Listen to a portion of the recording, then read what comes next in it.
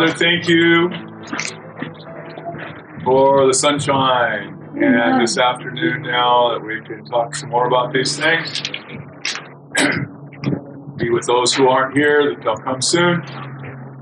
And may the things we talk about be a blessing to us in the future and enable us to bless others also. I pray in Jesus' name. Amen. Proverbs 24:27. Okay, not 22 verse 3, 24:27. We need to look at that to start with here.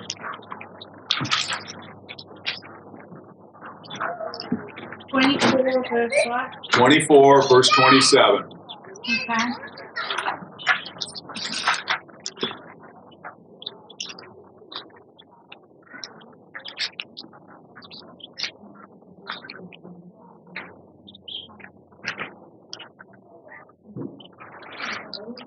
Okay, I'm going to... He's not doing it. Yeah, somebody has it. Just go ahead and read the whole verse. I just have You're part of doing a it study here. guide now, are you? What? You're doing a study guide? I do not have a study guide for this, no. Yeah. You want notes, you have to take your own. Prepare thy work without, and make it fit for thyself in the field, and afterward build thine house. Yes. Amen. Okay, unfortunately, a lot of our brothers and sisters are getting this backwards. You know, they go and they build their house, get their house all set up, no garden yet. Maybe they never read the verse. I don't know.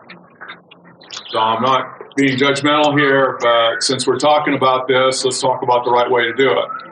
It says, prepare your work outside, afterward build your house. So let's say you move onto a piece of raw land. You know what I mean by raw land? It's just land, nothing on it. And you're going to follow the counsel in this verse.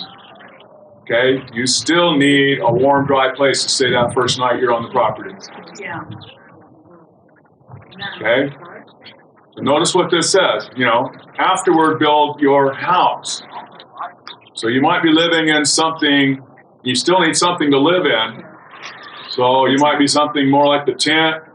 I know of people that have, like the shed companies that you can buy these portable, these sheds and have it brought on the property, and they're living in one of those. You could hook one of those up easy with the wood stove and actually have something better than the tent. Or, you know, right, yeah, it's going to be practical for afterwards. Maybe an RV. Okay, different options. Okay, but the main message here is you start growing something. That's priority. So your survival priority list put shelter first and food last. This is flipping it. Yes, yes and no. I think this is about building up your house. That's like building, you know, making your nice place, right? That could be all absorbing. Yeah. You know, and that's above and beyond just shelter. Okay, you do need shelter that first night you're on the property. So I'm not negating the need for shelter. Yeah, that's your first survival priority. You need shelter. Maybe a tent or a shed or whatever. But you're not building your mansion yet. Okay?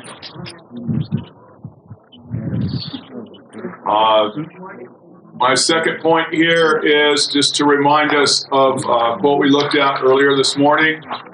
That people should learn as far as possible to depend on products that they can obtain from the soil. Okay, remember our discussion on that. That's Fundamentals of Christian Education, page 325. Now, interestingly enough, when and I made this point this morning too, when we think about growing food, right away we think of a garden. But actually a relatively low percentage of our total food consumption is what would be considered garden produce. Okay, grains are another big part of that. And so we also need to consider growing grains and other crops like that. So maybe when we're thinking about growing our food, rather than gardens so much, we need to think about growing crops. Crops like what? Corn? Like different grain crops or potatoes. You know, I'm not just growing a few potatoes in my garden so I have fresh potatoes, right? I'm growing enough potatoes to last me all year. Okay, that puts it in the realm of being a crop. Okay, And then same thing with carrots or anything else we might grow. You know, we're Wild growing rice enough you to can last grow. us all year. Right. And so, yeah, as we talked this morning, in addition to garden vegetables, we also need to think about grapes and berries, fruits and nuts, and grains especially. So what's a good nut tree you can grow that's What grows best in short-term? your area? No, that's short term. I mean, some of these nut trees, they have to grow for 5-10 years. Yeah. A lot of them. Like most of the trees, anything that you're growing on a tree is like 5-10 years. A lot of properties in this area, you can find walnut trees that are Already on the place. Yeah. That's very sometimes common. Make sure they're not near your Yeah. vegetable garden. Yeah. The roots Right. put out. Yeah, because the walnut roots extrude this chemical to keep other stuff from growing there. Pecan as well. They're the same family. Okay. So forget about growing a nut tree. Next well, you can put it Store in. it. I mean, do some. No, just do it away from Dry it. it. Yeah, hopefully you got something already on the property. If you have a piece of property, I mean, and you haven't had planted anything like that yet, I would do so as soon as possible. But you don't You know, want so- the walnut tree where your rest of your orchard is going because the other trees don't like walnuts. Okay. Or pecan. It's not by itself somewhere. Mhm. Yeah, pecan's kind of the same thing. Walnuts are very hard to crack. These black ones. But So I wouldn't grow it for the nuts. You're gonna struggle. Well, unless you got it walnuts growing are- on your property already. And Yeah, walnuts. they're hard to get the nut meats out of. You're hungry though, you'll find a way. Yes. Give me a rock. Just one other thing I want to touch on in this general context here is we used to, when we had our place, one of the classes we would do, we called it From Grain to Bread. And we would go through the whole process of planting wheat, harvesting it, and then grinding it up into bread. Obviously, you can't do all that in one season, but I would save some like wheat heads, and we would then thrash them and grind them up and make some simple just flatbread.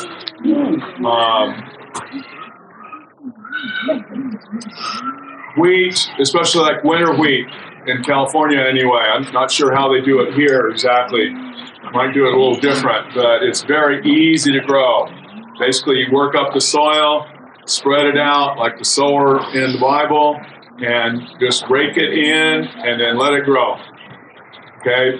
In the winters when we have rains, Well, in California. long about We have rain all year. mid-May, we'll get our last rain. Won't have any more rain until the end of October, early November. So like that whole middle part of the year there is nothing. But the other part of the year we'll have rain. And so, and the wheat doesn't care that it's growing in the winter.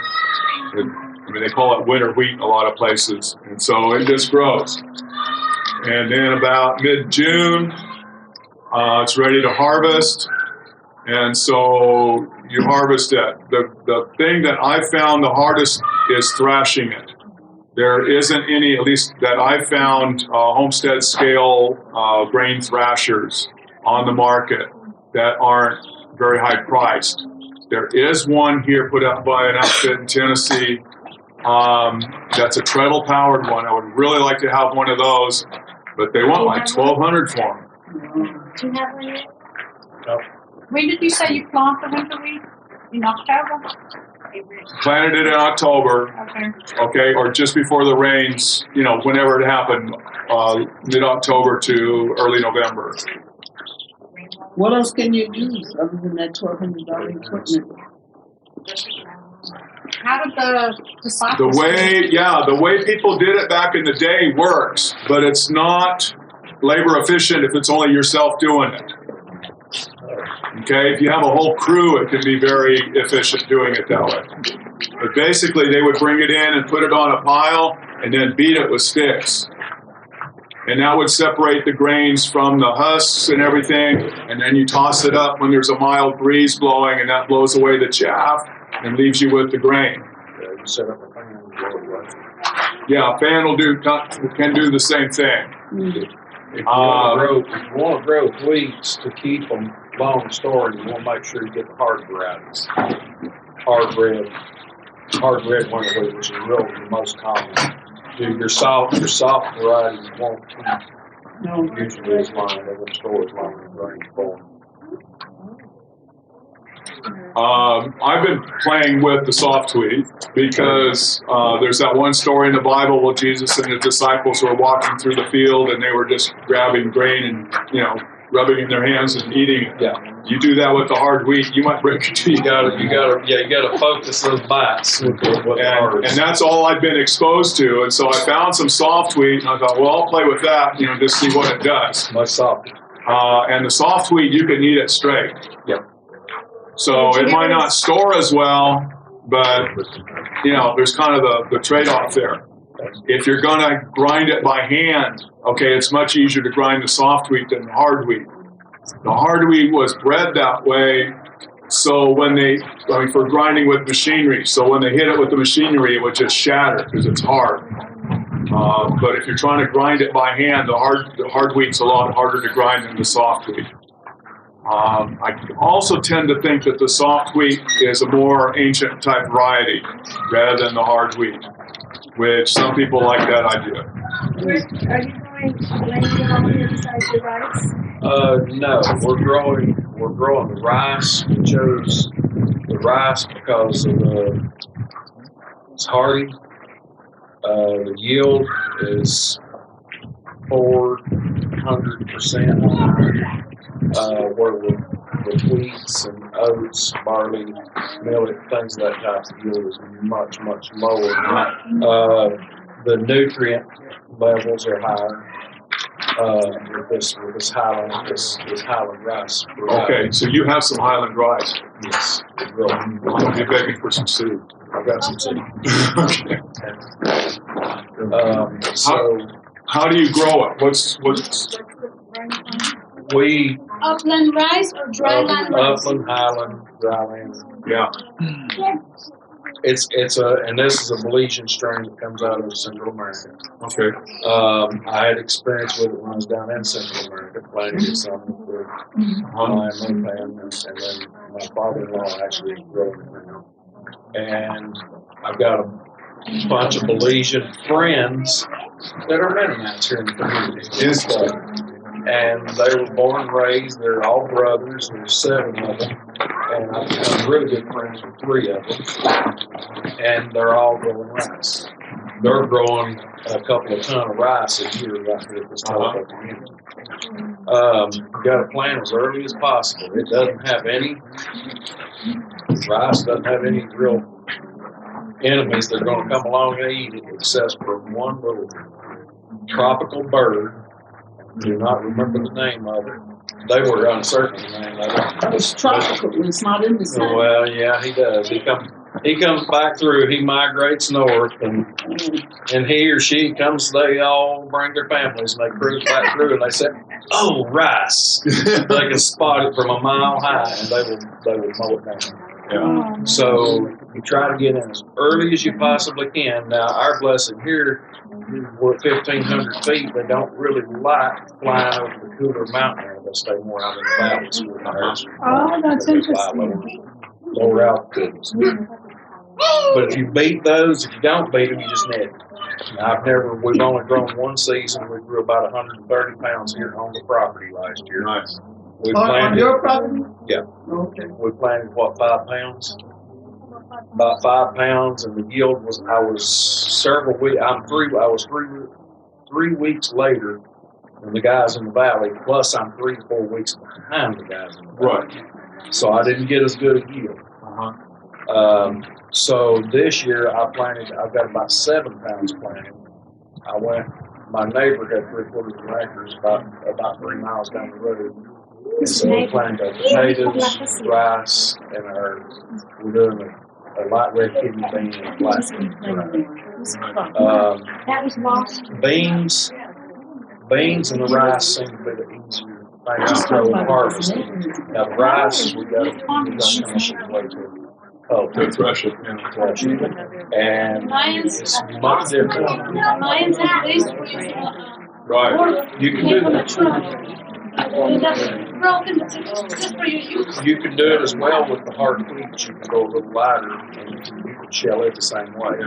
You break it, but what happens, and this is from my Mennonite friends, they say, well, what we run into is you lose about 30 to 40% of your nutrients because you're polishing the rice as it drops and pounds against. Oh, yeah.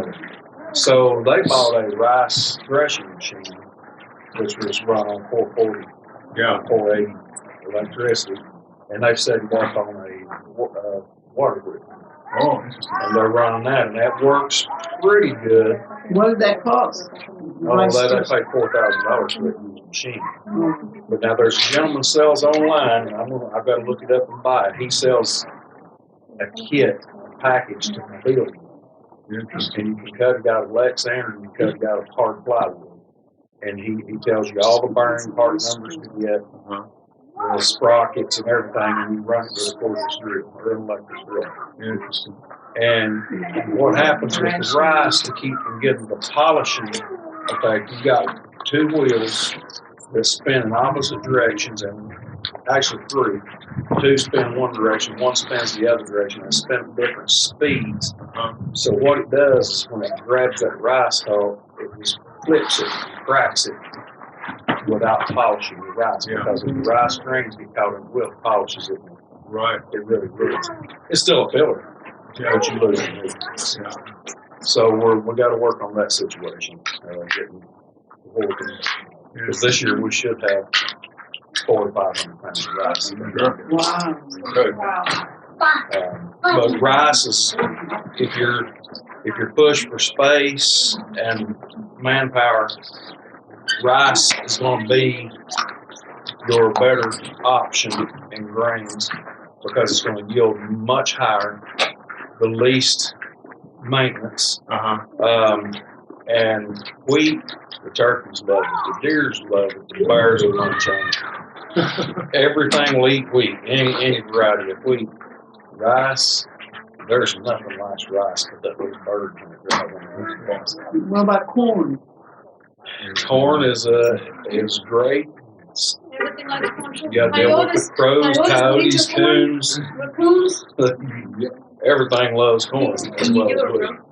But we do grow some corn as well. We grow some sweet Rice? corn. What? Can you do a row cover over your rice to protect it from that bird? You could. It gets the easiest way to do it if you get into that late season is the fruit tree netting. Okay, you can buy it in rolls and you can get it big, 10, 12 foot wide, and you just drop that over it.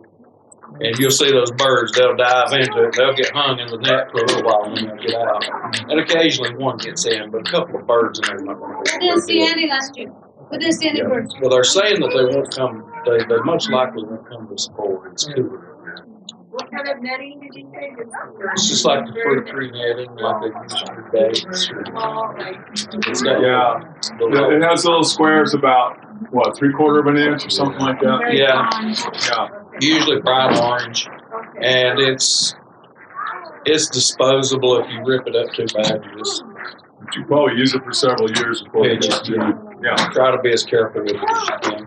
But you just have to take it and drape that. Several people just have to drape it over the rice, and then you just kind of rip it apart, getting it out a lot of times because the rice will grow into it.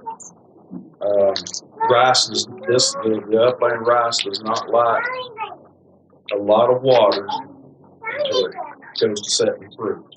When it goes to setting when the head goes to setting, then you got to get the water to it. You got to irrigate it or whatever. You got to get some water on it and keep water on it about every other day for it to ripen out properly. For how long? How do you do that? Well, here I was blessed enough that I've got an 1.5 inch water line all over the property. Now down there, I actually just ordered DC pumps. Just received them on Friday. I'm not even unpackaged them yet, but I'm going to use that along with probably just a busted solar panel like that right there. And I'm going to set me up a small bladder tank with a pressure switch, DC set up, and just take it down and set it in the field and pump it out. You're just gonna flood it then? No, I'm not gonna flood it. The pump's not big enough to flood, but I'm gonna do drip tape. Oh, okay. But that's what we do around there, we do drip. Yeah, I got eight rows, 800 foot rows. So Oh, you got big on, we don't. I can easily just get it. I can easily lay down 800 feet. With drip tape and make a manifold, tie it into that little pump with a pressure switch on it, with those flow lines apart. So you have to water every other day for what, a couple of weeks or a About month? 3 weeks. Don't watch it. It puts up a head, and as soon as you go to seeing that head come, it comes up as just a solid stem, and you have to kind of go in there and watch. And when you start to see the little tassels come out of it, it's time to put the water. Because if you don't, it won't ripen out and fill up. Lot to learn about farming, huh? Yeah, much. Now, what about We're still learning all every day. what about ancient grains like quinoa, amaranth? Do you have any suggestions for that? I haven't played with any. I would like, well, there's actually a barley that I've played with a bit. And like you said, everything likes to eat it. So right now, all I have from playing with it for a couple of years, I have 2 heads. But it is an Ethiopian, yeah, it's an Ethiopian barley that is hull-less. In other words, it will shell out real easy. Like most of the barleys, you have to hit them with some kind of a cleaner like that, and they end up getting polished, like he was talking about. Yeah, the thing I like about the barley is, this is like from Ethiopia, so it probably hasn't been, highly modified in any way. And it's probably an old variety. Barley grows best on marginal soil. So if you have some soil that's not very rich, barley loves that. If the soil's too rich, the barley doesn't do so well for some reason. Yeah, so barley's one of these organisms that God has created that thrives in poorer environments. Yeah. And so that's one of the things that really encourages me about barley. I need to play with that more, but like I said, all I have right now are just those 2 heads. And since don't have a piece of land, I don't have any. Anyway, I hope to plant some on my friend's place this winter. I'm going to grow it in winter like that too. I need to get some more seed because I really don't have enough. I'll just have to order some more. What have you seen as far as, my understanding now, just about the U.S., there's not any wheat that's not GMO. Right. It's all GMO. I worry about the wheat that way, yeah. And that's the other reason I played with the soft wheat, because I got it at a health food store, and typically they have only non-GMO stuff there at the health food store. So I'm thinking some of these older varieties aren't messed with, but most of the common stuff is definitely good enough. Yeah. You familiar with Walt Cross? With what? Walt Cross? No. Natural remedies. Walt, mustard seed health food store Barley. But he's done a lot of testing on the grains and everything that he's tested. Yeah. It's got high chromosomes actually. Only one. There's 4 companies out of Europe. The Jovial is one that was tested true, but it's non-GMO. Has what is it, 12 or 14, 16 chromosomes, whatever it's supposed to. It's got what it's supposed to have. Yeah. Einkorn. I got Einkorn wheat. But Jovial's a brand, and there was another German company, and there were multiple companies that says that they have true Jovial wheat, non-GMO. I'm sorry, I'm using their name. That is non-GMO, and everyone he tested was too. And he tested multiple different But I suppliers. thought they had non-GMO, even we didn't, huh? Yeah, he even got a whole non-GMO stuff, and it was just as bad as the rest of it. 36, 40. Jovial is the brand. Uh, and what's the other one? I don't know what the other one. Yours the brand. There, I don't think. Yeah, I've got Queen and Baker Creek Seed, Baker Creek seed. Heirloom Seed. They got some green seeds. Yeah. Maybe you're bringing them out of Europe or But something. you know, right now, everything is out of stock. Yeah, I Everything you haven't, try to order on Baker's Creek right now is out of stock. I haven't even well, it's been that way for the last year almost. what I If figured. you started a year Started ago, last year, yeah, if you didn't order your seeds 2 years ago, Yeah. you have no seeds this year. yeah. We have almost decided with our wheat issue, you know, right now we should be, we're not taking a lot of our own breads and stuff at the time.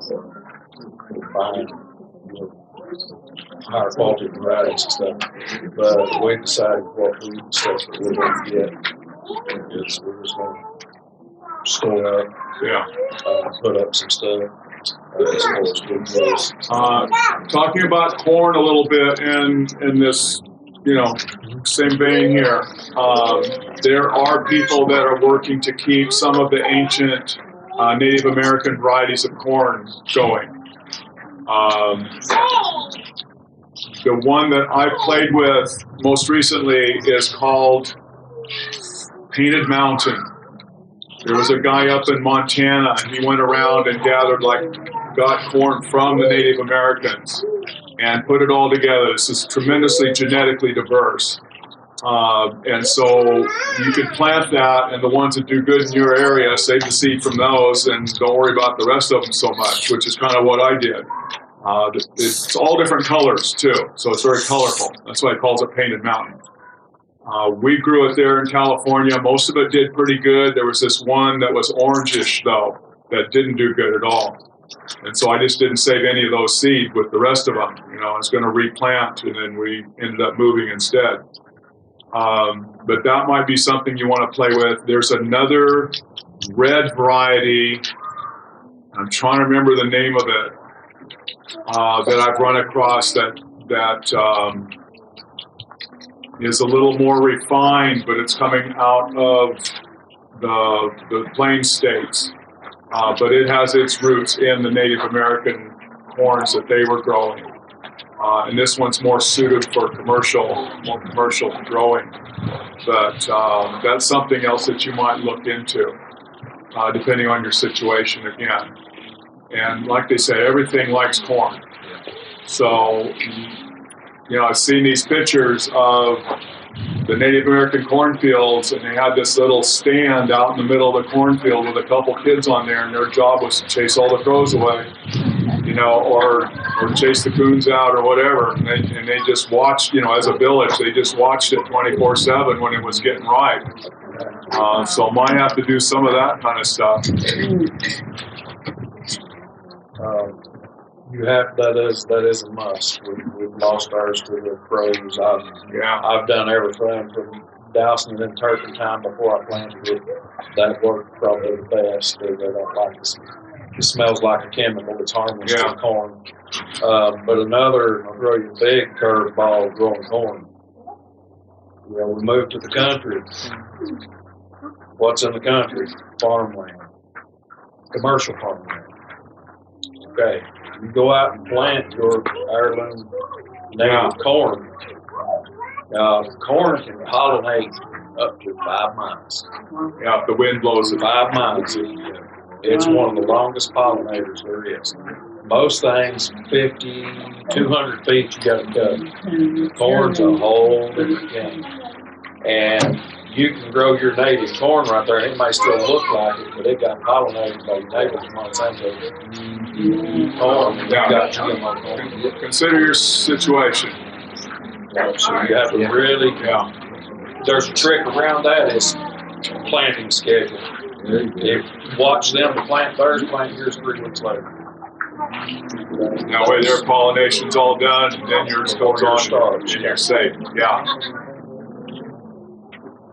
Okay, so we're talking about growing our own food, right? You pull off this crop, whatever it is. You're not going to have any more of that crop until next year's crop. Okay, so we need to figure out some way to preserve these things. We talked a little bit about that this morning, but I just want to emphasize it. Typically, when we talk about preserving foods, everybody thinks of canning. Well, canning is nice, but canning has its limitations. And so I want you to also think about dehydrating and for sure about root cellars. And we talked a little bit about that this morning, so I'm not going to say a whole lot more there. One other thing I want to touch on is growing in the context of like depending on products we can obtain from the soil. Okay, I kind of went through the list, and everything that we eat we can get from the soil. Okay, except for pretty much two things. And I'm talking about the first one here. It's easy to grow stuff that produces this, but we don't have the processing equipment to get it, and that's oil. Okay, you can grow oilseed sunflower pretty easy, or like the canola oil seed, you can grow that pretty easy, depending on where you're at, obviously. But just how to get the oil out of the seeds. Okay, again, they don't have homestead scale oil presses. In Asia, you can get these things, but here in the States, we don't have them. There is a little Pativa oil press you can get, but that scale is like for getting, essential oils, very small quantities. If you're wanting enough oil to cook with or do other things with, we're kind of at a loss. Have you solved that problem with oil? Cooking oil, you don't have to You have don't it. have to have oil to cook. Oh, that's true. And one thing I'll add in canola should not be all your tools and chains and stuff like that. Don't consume canola. All canola is GMO. Yeah. So Well, I'm assuming you could get a hold of some good seed somewhere. there is some little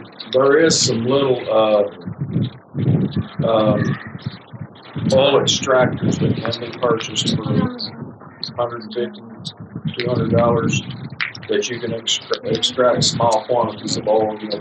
So if you used oil most of your oils are okay, but not for heating. I mean, any oil, if you want to use it for salad, like a salad dressing or something like that, or for light temperatures and stuff. But typically, we just have to really try to stay away from oil as far as for cooking purposes. Just before we get away from oils, think about what we need oil for. We typically think of oil for cooking. That's what we've talked about so far. But we also need oil for making soap. Okay? And oil for possibly lighting. Okay? Like the 10 virgins were doing. Okay, that you can do that. So I'm really hoping somebody comes up with a homestead scale oil press.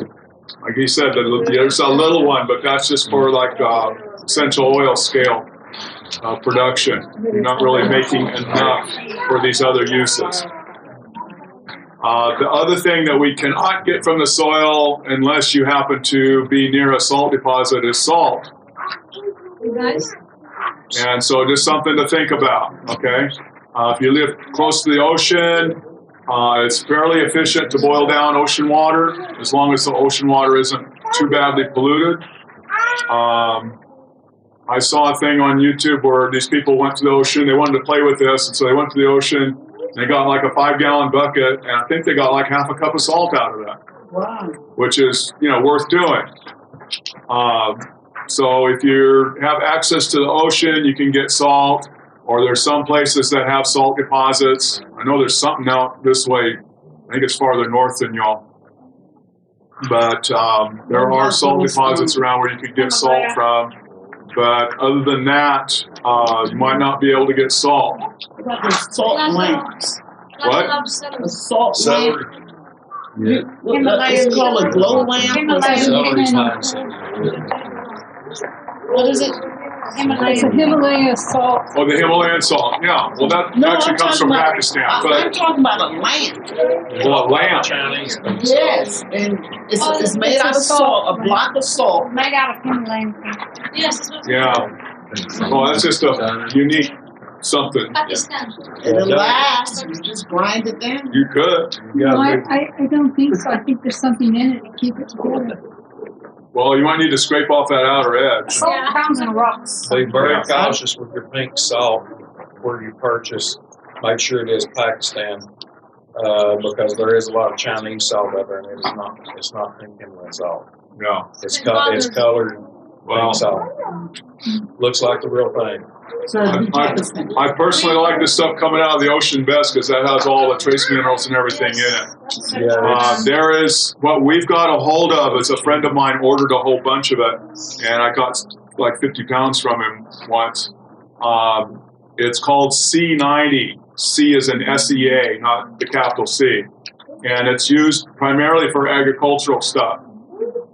Somebody found a place down in Baja California where the water is as pure as possible, and they have a salt making plant down there, and they're putting this stuff out. Well, it's as good as what you're going to boil down from seawater, so we don't use that exclusively, but I just feel a little better about using that than like the pink salt. Celtic or Celtic salt? Celtic salt. That Yeah, was like a that's the gray- same. gray- Yeah, that's the same type of thing. I like that. That's the same type of thing. It's better than the Himalayan. No, the Celtic salt is from the ocean. Okay. Just because it says sea salt on the label, that just means that that's where they got it. They still could have pulled all the other trace minerals out of there and just left you with the sodium chloride. You want all those trace minerals if possible. yeah. If you go to Walmart and buy the Celtic sea salt that just looks like little crystals, almost looks like a broken glass in there, it's refined. It's iodized and refined. I was going to ask you on the C90. Do you have connection with who is the production of it and knowing what? You know Lynn Hogg? Okay, he's a guy that's into gardening. He's with Ad Agra a bit too.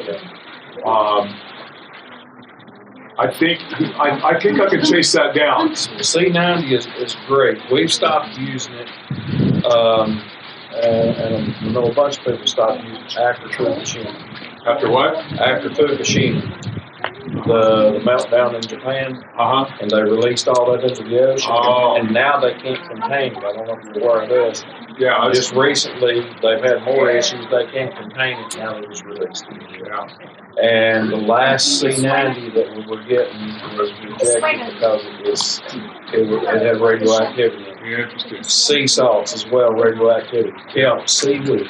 Don't buy it. You only, usually you'd say not farm raised. But if you're going to eat seaweed, first off, folks are eating seaweed. It's going to have shellfish in it as well, but it also has high levels of radioactivity. Yeah. So, which it has iodine in it as well. That's one of the. But now it's contaminated. As the world is, I guess, we're waxing old. So I'm curious about the Yeah, I've had mine for years, so I don't know whether I got it before then or not, to be honest with you. Yeah, so that's something to consider. Yeah. We've kind of gotten away from many seed products because of that. Okay, next thing on my list here is the word garden. It comes from the root word there is guard. So garden is a guarded area. Okay, just something to keep in mind, all right? Stuff we've had to guard against are like deer, gophers, squirrels, birds, and of course bugs. Okay, you're gonna have to guard against something when you plant a garden. So plan on it. Also weeds. And please learn to identify the weeds and identify your garden plants. So I know people that have planted something and then they saw these things coming up and they chopped them all out because they thought they were weeds. And it was the plus stuff they'd planted that they ended up chopping out. So you need to learn what all this stuff looks like. Just like yesterday we were talking about wild edibles, you need to learn to identify the individuality in the plant world. And that definitely comes in handy when you're doing gardening too. Another thing here I have on the list is soil building. There's a saying, feed your compost pile. So your compost pile can feed your soil. So your soil can feed your plants. So your plants can feed you. And it's kind of that cycle, okay? I've been several different places with several different types of soil, and the gardening wisdom that I hear for each place is the best thing you can do for your soil is add organic matter. And that can be in several different forms, compost being the most common one. But it doesn't have to be limited to compost. Okay, manure kind of does the same thing. But you're adding organic matter. You have real sandy soil, best thing you can do is add organic matter. You have real clay soil, best thing you can do is add organic matter, and so on. So, I'm just throwing this out, is the single most significant thing you can do to build up your soil is adding organic matter somehow, some way. Rock dust, what do you know about it? Rock dust helps with a lot of the trace minerals and stuff. Yeah. Where can you get it? Where can you get rock dust? I would just like to ask your local nursery. You can get rock dust. There's a rock quarry Around you. Yeah. You can get rock dust. Now, the best thing that we found we really like is rock phosphate. Yeah. You can get brown rock phosphate. There's a place down in Florida. There's a quarry, and there's one over here. You can order it, but there's one over here just past Nashville on Monsanto Drive. But Monsanto actually owned it. They went in and they mined out. I don't remember what it was, but they mined out what they wanted, and they left the rock phosphate behind. It's called brown Rock phosphate. You can use, we use cottonseed meal. Now cottonseed meal, all your cottonseed meal is GMO now, but using it as a fertilizer, your plants cannot pick that up, so that's not a concern. We use alfalfa meal, and then we use this company called Petrails. Are you familiar with Petrails, Jim? Pardon? Are you familiar with Petrails? No. Okay, they're out of Pennsylvania. They're an old fertilizer plant, but they do natural fertilizer. They do chemical fertilizers as well, but they got a facility where they do natural. And their natural blend has Redmond sea salt in it. It's not Redmond, it's the mine, not the sea salt, it's mine salt. And they have all your trace minerals and everything. It's kind of expensive. It's about $30 a bag for a 50-pound bag, but it's a wonderful product for trails. I want to encourage you to start composting if you're not already. You can buy books about it, and you can get really complicated with it. But in its simplest form, all right, is some kind of a bin or container to hold it together. I've used just like a roll, about this big around of like fencing wire. We've also, something we liked really well, we made some bins out of some scrap lumber where we had these bins about this, 2 of them next to each other. They were about 4 feet by, maybe 6 feet here? The front side open. Yeah, with one side open so you could get in and out of it real easy. And you just, whatever you're pulling out of the garden, all the foliage, everything, just throw it in there. The good formula is to put a layer of brown stuff, dry stuff down first, and then a layer of green stuff, and then a layer of additives, which I'm calling additives. Okay, additives are like this rock dust that you get, or the rock phosphate, or any of those kind of things you might stick in there in that layer, and along with some dirt, or any manure stuff would go in that layer too. We've had chickens, and so we put chicken layer in there. Include some dirt in that layer of additives, okay? As the nitrogen breaks down in the plant materials, it kind of off-gases a little bit, and the dirt will capture that. Otherwise, it just goes back into the air. The air is mostly nitrogen anyway.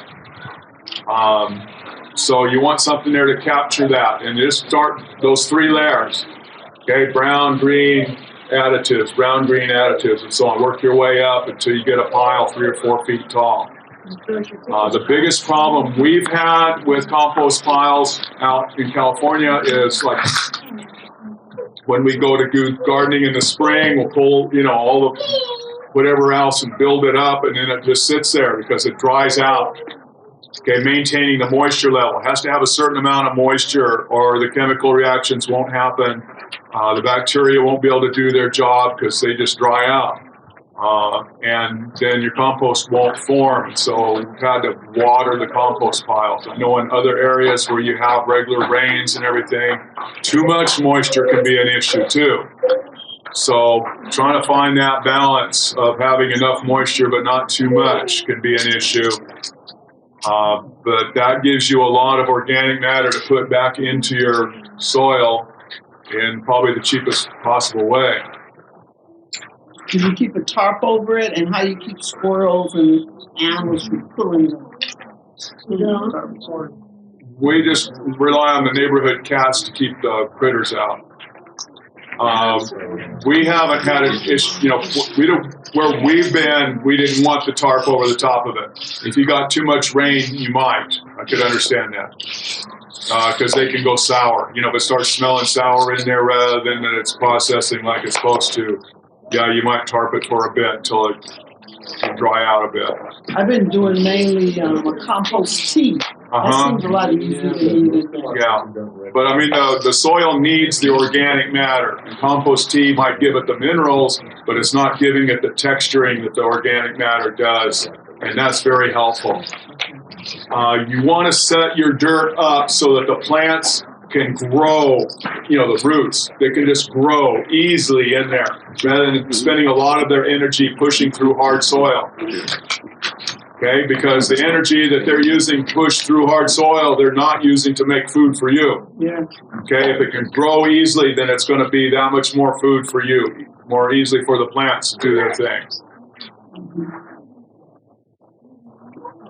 Just two other notes here. Greenhouses are great.